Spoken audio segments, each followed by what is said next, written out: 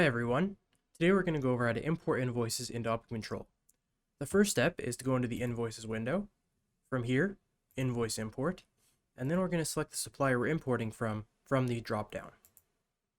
Once we do that, if the supplier has it enabled, we can click Get Invoices to download files from the FTP site, then they'll display in the window. Once the invoices are downloaded and displaying, on the right-hand side they're going to have one of three statuses. Invoice Valid means that you can click on the checkbox, hit process at the top, and it'll process that invoice. Mismatch total means that the invoice total doesn't match the item total. This normally indicates that there are taxes in the invoice that need to be added. To do this, we can click on the status. It will then let you know what the difference is. From there, you can check your invoice to make sure that is the taxes, and if it is, we can click OK, go to the Taxes and Adjustments tab, click Add, put in our taxes.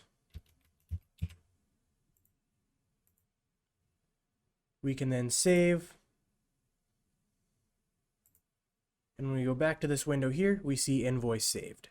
The last status is X number of invalid lines. This means that there are lines on the invoice that cannot be imported due to one of several reasons. We can click on the invalid lines for a list of items and reasons they did not go in. The most common reason is going to be order code not found. This means that the order code is not in Optimum Control. To fix this, we can click the drop-down menu, and it'll have a number of different ways to resolve this. If it is a new item, you can click Create an Item, and it will bring you to the item screen, where you'll be greeted with a new item that you can fill out the information for.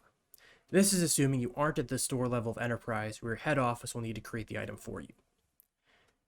If it is not a new item, but a new case size, you can click Add Case Size. This will allow you to add a new case size to an existing item.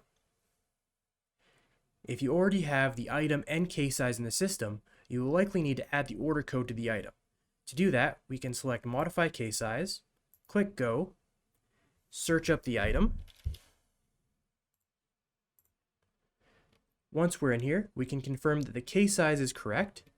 Once we do that, we can just add in the order code, copy, paste.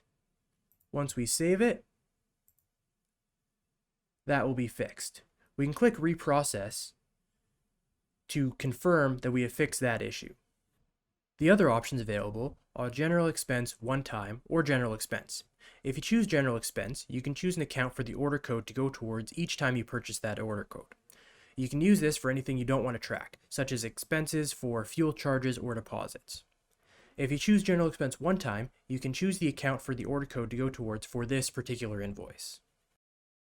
The next most common reason for an item not coming in is a mismatched description.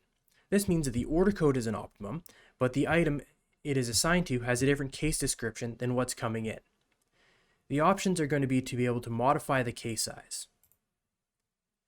From there, you can click Go, and it'll bring you to the item, and you can do one of two things. Either match up the case description with what is coming in, or leave the case description blank so it just goes by the order code. In this case, I'm going to take out the case description and save. We can then again go back to the invoice, reprocess, and we can confirm that that item is no longer an issue.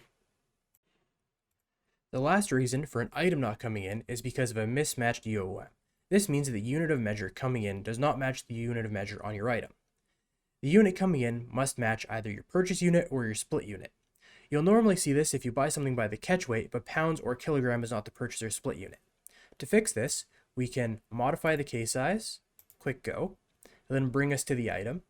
In here, we can see that the purchase unit is case and the split unit is package, where one of them needs to be pounds as that's how we're receiving it. So I'm just going to update this to say 5 pounds, save the item, go back, reprocess. That one is now done. This invoice still has a mismatched total, so we can click into there. It'll let us know what the difference is, $386, add the tax.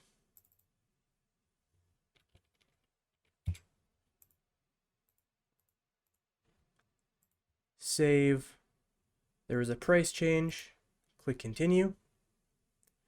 And then if we go back to the invoice import, we can refresh and all of the invoices are now done. And that's how you import an invoice. Thanks for watching.